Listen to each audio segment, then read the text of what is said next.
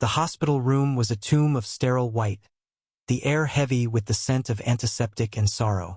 My son, Ethan, lay in the bed, his small chest rising and falling with breaths so faint they seemed borrowed from another world. I gripped his hand, willing my strength into his fragile body, as if love alone could tether him to life. For 3 years we'd fought leukemia together. Ethan, my bright-eyed boy, who once chased fireflies and dreamed of being an astronaut, was now a shadow of himself, his laughter replaced by the hum of machines. I was his mother, his warrior, but I was losing him. The doctors had been clear. This was the end. No more treatments, no more hope. Just time, slipping through my fingers like sand. I leaned closer, my lips brushing his forehead. "I love you, Ethan," I whispered, my voice cracking. "You're my whole world." His eyes fluttered open, those familiar hazel eyes that mirrored my own, and he gave me a weak smile. "Don't cry, Mom," he murmured. "I'll be okay." Those words broke me. I pressed my face into the blanket, sobbing, as the heart monitor's steady beep began to slow. Minutes later, it stopped. The silence was deafening, a void that swallowed everything. Ethan was gone. I collapsed onto the floor, my body racked with sobs. My heart shattered into pieces too small to ever fit back together. The world blurred, nurses moved in, their voices muted, their hands gentle but distant. I was alone in my grief, drowning in it. And then, a voice, soft, familiar, impossibly close. "Mom, don't be sad." I froze, my breath catching in my throat. It was Ethan's voice. Clear, bright, the way it used to be when he'd call me from the backyard, full of life. I turned, my heart pounding, but the room was empty except for the nurses, their faces etched with pity. Had I imagined it? Was grief playing cruel tricks on my mind? I stood, trembling, and scanned the room. The air felt different, lighter, as if the weight of death had lifted for just a moment. "Ethan," I whispered, my voice barely audible. No response, but the echo of his voice lingered in my chest, warm and real. I didn't understand it, but I clung to it like a lifeline. The days that followed were a fog. My husband, David, tried to hold us together, but he was grieving too, his silence louder than my tears. Our daughter, Lily, only 6, didn't understand why her big brother wasn't coming home.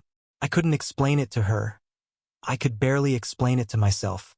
Yet, Ethan's voice haunted me, not just in dreams but in quiet moments.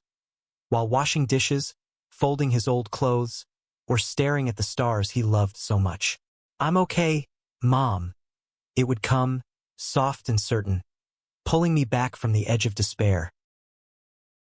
I began to wonder if it was more than my imagination.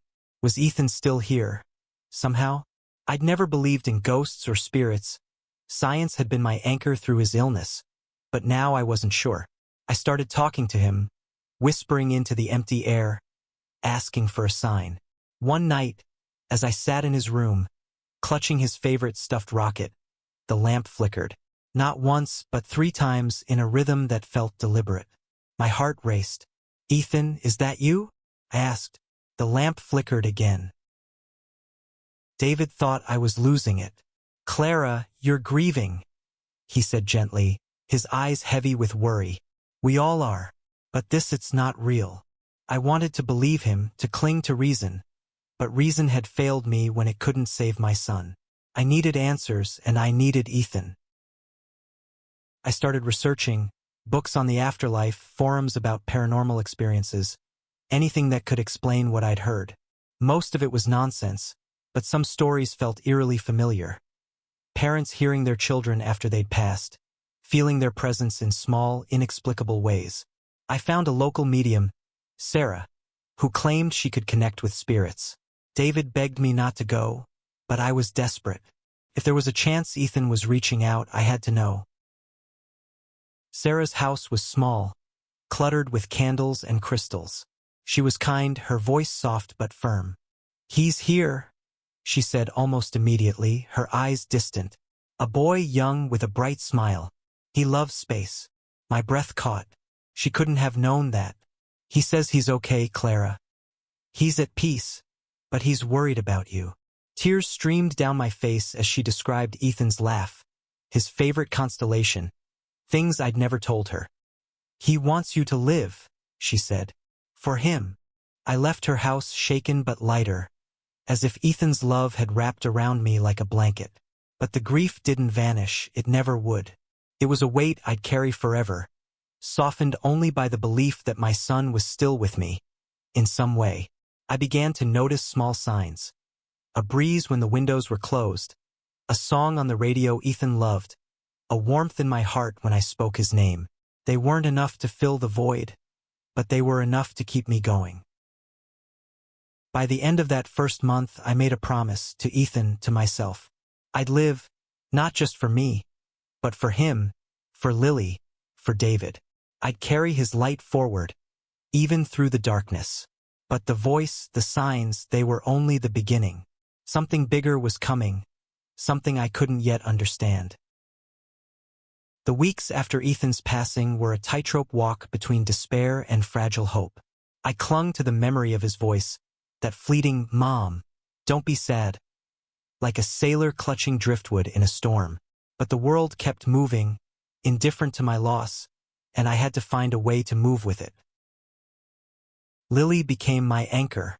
At 6, she was a whirlwind of questions and emotions, her wide brown eyes searching mine for answers I didn't have. "Where's Ethan now, Mommy?" she'd ask, clutching his old astronaut helmet. I'd fumble through explanations about heaven, about stars, anything to ease her confusion. But her questions cut deeper than my own. "Will he come back?" she asked one night, her voice small. I held her close, my throat tight, and whispered, "He's always with us, sweetheart." I wasn't sure I believed it, but I needed her to. David, on the other hand, buried his grief in routine. He went back to work, fixed the leaky faucet, mowed the lawn. Anything to keep his hands busy and his mind quiet. But at night, when the house was still, I'd find him in Ethan's room, staring at the glow-in-the-dark stars on the ceiling. "I miss him, Clara," he said once, his voice raw. "I don't know how to do this." Neither did I, but we were trying, each in our own way. The signs from Ethan kept coming, subtle but persistent. A toy rocket left on the kitchen counter when I swore I'd put it away. The scent of his favorite blueberry muffins wafting through the house with no explanation. Once, Lily swore she saw him in the backyard, waving from the treehouse. "He looked happy," she said, her face lit with wonder. David dismissed it as a child's imagination, but I wasn't so sure. I started keeping a journal, noting every incident, every flicker of hope. It felt like piecing together a puzzle I didn't understand. I returned to Sarah, the medium, seeking clarity. This time, she guided me through a meditation, her voice a steady hum as I closed my eyes and pictured Ethan. "He's trying to tell you something," she said. "There's a purpose to his presence." I saw him in my mind's eye, not sick but vibrant, his grin wide as he pointed to the sky. When I opened my eyes, Sarah handed me a drawing, a child's sketch of a star, jagged but bright. "He showed me this," she said. "It means something to him." That night I couldn't sleep. The star haunted me. Ethan had loved astronomy, spending hours with his telescope, naming constellations like old friends. Orion was his favorite, its belt a beacon in the night sky. I dug out his old star charts, poring over them for clues. That's when I found it. A note in his childish scrawl, tucked inside a book. "Find my star, Mom. It's waiting." My heart pounded. Was this what he meant? Was there something out there, some message in the sky? I started spending nights in the backyard, telescope trained on Orion. David thought I was chasing ghosts, but he didn't stop me. One night, under a sky so clear it felt infinite, I saw it. A star brighter than the rest, pulsing faintly, as if it knew I was watching. I laughed through tears, feeling Ethan's presence in the quiet. "Is that you, buddy?" I whispered. The star seemed to wink. But the signs weren't enough. I needed more than fleeting moments. I needed purpose. Ethan's illness had consumed us, leaving little room for anything else. Now, with him gone, I felt adrift. I started volunteering at the children's hospital, reading to kids in the oncology ward. Their smiles, their resilience, reminded me of Ethan. It hurt, but it also healed, stitching tiny pieces of my heart back together. Lily began drawing stars, dozens of them, taping them to her walls. "There for Ethan," she said, her voice fierce with love. I didn't tell her about the star I'd seen, but I wondered if she felt him too. David, though, was pulling away, his grief a wall between us. "You're obsessed, Clara," he said one night, his voice sharp. "You're looking for him in things that aren't there." His words stung, but I couldn't stop. Not when Ethan felt so close. By the second month, I was balancing on the edge of belief and doubt. The signs were real, I was sure of it, but what did they mean? Sarah's words echoed. "There's a purpose." I didn't know what it was, but I knew I had to find it. For Ethan. For all of us. The rift between David and me grew wider, a silent chasm filled with unspoken pain. He wanted to move forward, to pack away Ethan's things, to heal. Couldn't. Not when Ethan's presence lingered in every corner of our home, in every star in the sky. I wasn't ready to let go, and I didn't know if I ever would be. At the hospital, volunteering became my refuge. The kids there were fighters, just like Ethan had been.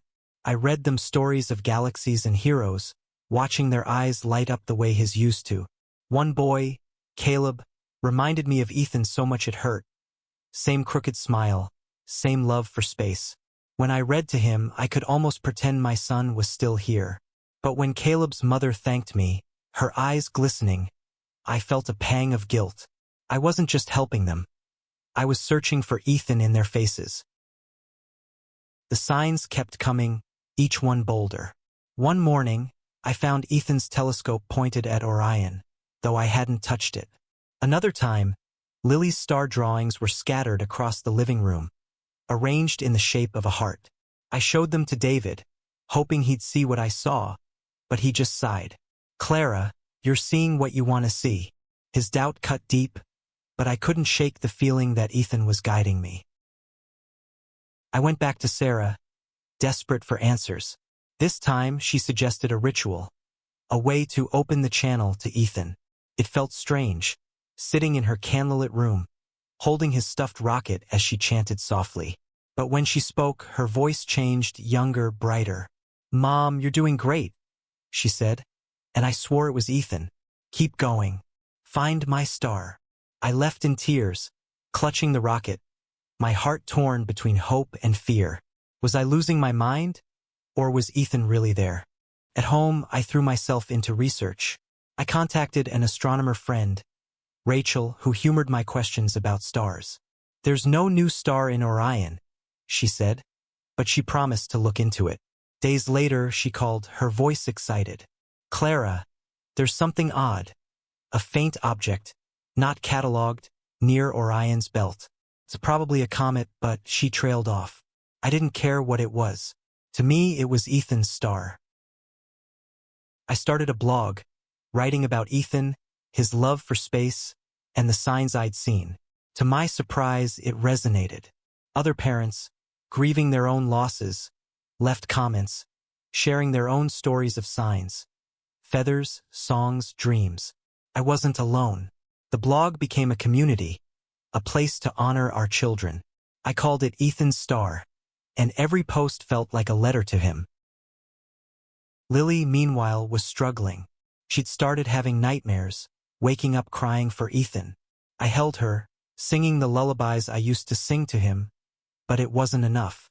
One night, she drew a picture of Ethan in the sky, surrounded by stars. "He's watching us, right?" she asked. I nodded, my throat tight. "Always, baby."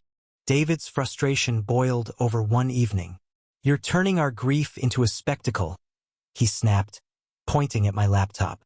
This blog, these signs, it's not healthy, Clara.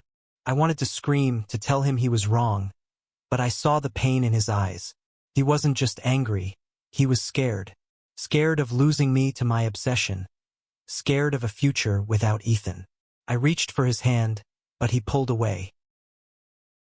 That night, I sat in the backyard, staring at Ethan's star. "What do you want me to do?" I whispered. The air shifted, warm and gentle, and I heard it again. His voice, soft but clear. "Help them, Mom." Help who? The kids at the hospital? The parents on my blog? I didn't know, but I felt a spark of purpose, a reason to keep going. By the third month, I was determined to find that purpose. I'd lost my son, but I hadn't lost his love. Whatever Ethan was trying to tell me, I'd listen. For him, for Lily, for the family we were fighting to hold together. The blog, Ethan's Star, became my lifeline. Strangers poured out their hearts in the comments, their stories of loss and love mirroring my own. A mother who found her daughter's favorite flower blooming in winter. A father who heard his son's laugh in a crowded park. Each story was a thread, weaving a tapestry of hope that kept me tethered to Ethan. But it also deepened the divide with David. "You're living in a fantasy," he said one night, his voice heavy with exhaustion. "You're not the only one who lost him, Clara." I knew he was right, but I couldn't stop. The signs were too real, too vivid. One evening, while reading to Caleb at the hospital, he pointed at a drawing on the wall. A star, jagged like the one Sarah had shown me. "Ethan told me to draw it," he said, his voice matter of fact. My heart stopped. "What did you say?" I asked. Caleb shrugged. "He visits me sometimes. Says you're his mom." I left the hospital trembling, torn between disbelief and wonder. Was Ethan reaching out to others, too? I told Sarah about Caleb, and she smiled knowingly. "Children are closer to the veil," she said. "Ethan's spirit is strong. He's not just here for you." Her words sent a chill through me. Was Ethan's purpose bigger than I'd imagined? I started paying closer attention to the kids at the hospital, listening for hints of him in their words, their drawings. A girl named Mia told me she dreamed of a boy who loved rockets, who told her to be brave. I cried all the way home. At home, Lily was retreating into herself. She stopped drawing stars, stopped asking about Ethan. One night, I found her curled up in his bed, clutching his pillow. "I miss him," she whispered. "Why did he have to go?" I held her, my heart breaking anew. "I don't know, sweetheart," I said, "but he's still here watching over us." I told her about the star, about Caleb and Mia. Her eyes widened, a spark of hope flickering. "Can I see him too?" she asked. I didn't know how to answer. David, meanwhile, was slipping further away. He stopped joining me in the backyard, stopped asking about my day. One night, I found a packed suitcase by the door. "I need space, Clara," he said, his voice hollow. "I can't keep chasing ghosts with you." Panic surged through me. I begged him to stay, to talk, but he left, promising it was only temporary. The house felt emptier than ever, a shell without Ethan's laughter or David's steady presence. I threw myself into the blog, organizing a virtual memorial for Ethan and the other children whose parents had found solace in my words. Hundreds joined, sharing stories, lighting candles, naming stars. It was beautiful, but it wasn't enough. I needed David back, needed our family whole. I called him, left voicemails, but he didn't answer. I felt like I was losing everything all over again. One night, alone in the backyard, I stared at Ethan's star, tears streaming down my face. "I'm trying, Ethan," I whispered, "but I don't know if I'm strong enough." The air grew warm, and his voice came, clearer than ever. "You are, Mom. You're my hero." I sobbed, feeling his love wrap around me. But it wasn't just love. It was a call to action. I had to fight not just for Ethan, but for Lily, for David, for the kids at the hospital. The next day, I started planning something bigger, a foundation in Ethan's name, to fund research for childhood leukemia and support families like ours. I called it Ethan's light, a beacon for those lost in grief. I reached out to Rachel, the astronomer, who offered to help with a stargazing event to raise funds. The hospital agreed to partner, and even Sarah volunteered to speak about hope and healing. As I worked, I felt Ethan with me, his presence a steady pulse in my heart. But I couldn't do it alone. I needed David, and I needed to find a way to bring him back. Not just to me, but to the light Ethan was guiding us toward. Planning Ethan's light gave me purpose, but it couldn't fill the void David left. His absence was a wound that bled quietly, seeping into every moment. Lily felt it too, her questions about Daddy as frequent as those about Ethan. "Is he coming back?" she'd ask, her voice trembling. I'd smile, lie, and say, "Soon, sweetheart," because I couldn't bear to break her heart again. The foundation took shape quickly. Rachel secured a local observatory for the stargazing event, and the hospital connected me with families eager to help. I poured my grief into action, designing flyers, contacting donors, and writing a speech about Ethan's love for the stars. But at night, alone, I'd stare at my phone, willing David to call. He didn't. I left another voicemail, my voice shaking. "We need you, David. Ethan needs you." Silence answered. The signs from Ethan grew stronger, as if he sensed my faltering. One morning, I found his old rocket model on my desk, perfectly assembled, though I'd left it in pieces. Another time, Lily ran to me, holding a feather she'd found in her room. "It's from Ethan," she said, her eyes bright. "He left it for me." I hugged her, my heart swelling. Even in his absence, Ethan was holding us together.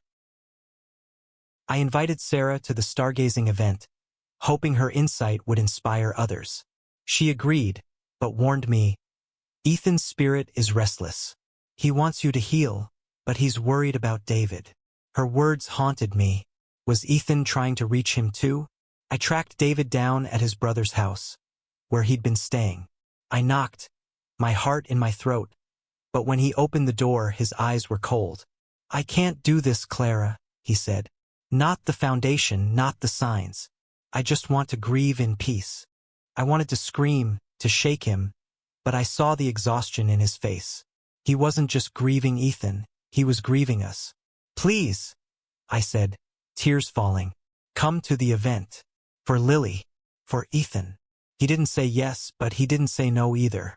It was a sliver of hope, and I clung to it. The night of the stargazing event arrived, crisp and clear, the sky a canvas of stars. Hundreds gathered at the observatory, families from the hospital, blog readers, even Caleb and Mia, who held my hands as we set up. Rachel pointed her telescope at Orion, at Ethan's star, and people gasped as they saw it. A faint, pulsing light, brighter than I remembered. I felt him there in the crowd in the night. Sarah spoke first, her voice steady. "Our loved ones never leave us," she said. "They shine through us. In our actions, our love." I followed, my speech raw with emotion. I told Ethan's story, his courage, his laughter, his stars. I shared the signs, the voice, the hope he'd given me. The crowd was silent, tears glinting in their eyes. I scanned for David, but he wasn't there. As the event ended, families lit candles, each one a star for a lost child. Lily held hers high, her face fierce with love. "This is for you, Ethan," she whispered. I knelt beside her, my heart full and broken. Then a hand on my shoulder. I turned, expecting a stranger, but it was David. His eyes were red, his face soft with regret. "I saw it," he said.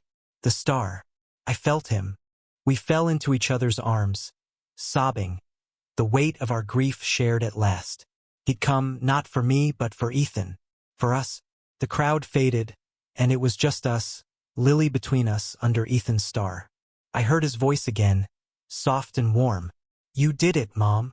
I smiled through tears, knowing this was only the beginning. David's return was a fragile bridge, one we crossed with cautious steps. He moved back home, but the house still felt heavy, haunted by what we'd lost. We talked more, cried together, and held Lily close, but the pain lingered, a guest that refused to leave. Ethan's light gave us purpose, though a way to channel our grief into something bigger. The stargazing event had raised enough to fund research grants, and families kept reaching out, wanting to join. Lily started smiling again, her drawings full of stars and rockets. She'd talk to Ethan at night, whispering into the dark, and I'd listen from the hallway, my heart aching and soaring.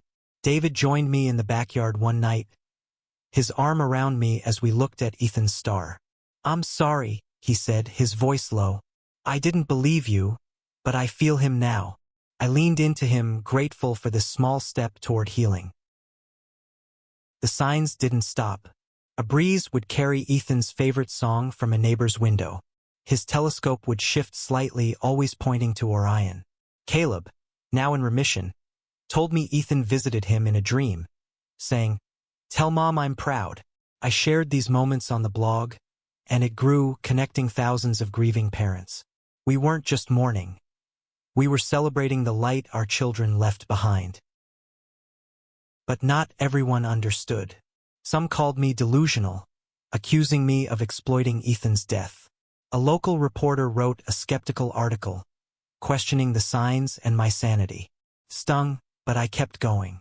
Ethan's voice, his star, his presence, they were real to me, to Lily, to David. That was enough. I threw myself into the foundation, planning more events, a charity run, a gala, a scholarship for kids like Ethan who dreamed of space. Rachel became my partner, her expertise guiding our stargazing nights. Sarah offered workshops on grief and spirituality, helping families find their own signs. The hospital became a hub for Ethan's light, with art therapy programs inspired by Lily's drawings and Caleb's stories. One night, as I worked late, I found a letter in Ethan's handwriting, tucked inside a book I hadn't opened in years. "Mom, you're my star," it read. "Don't stop shining."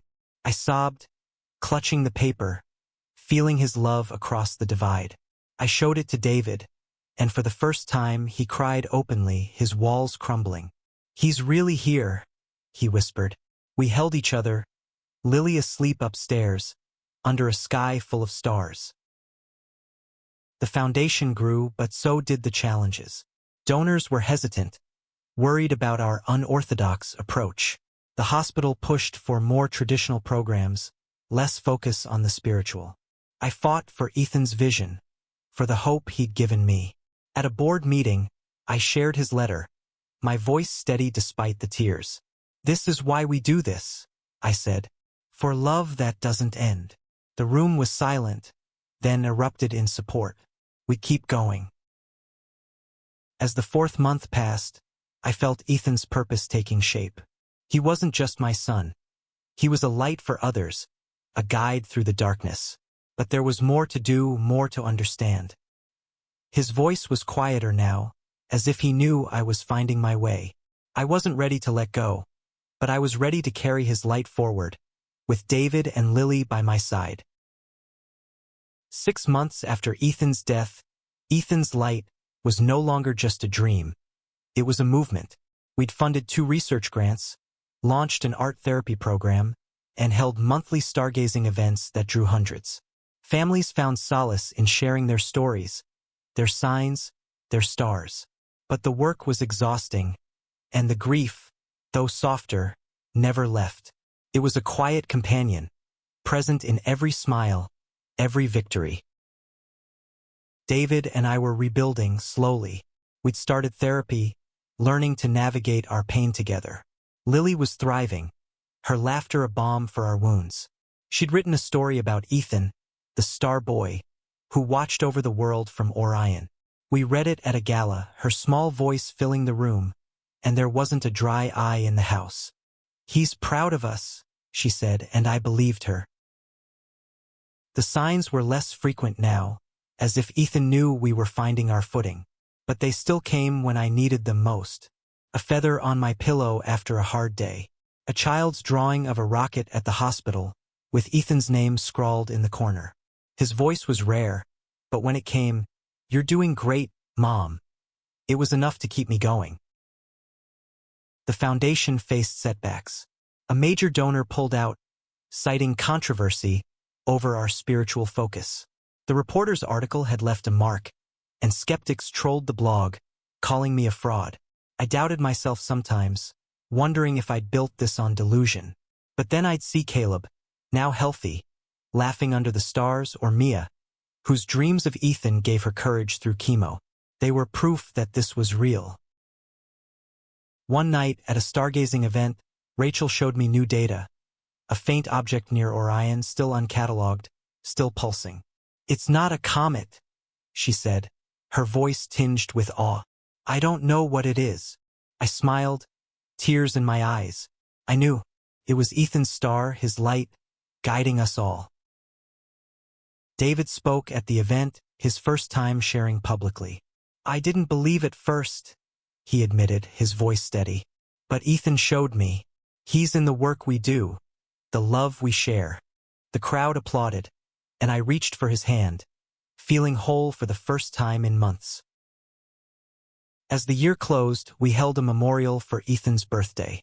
We released lanterns into the sky, each one a wish, a memory, a star.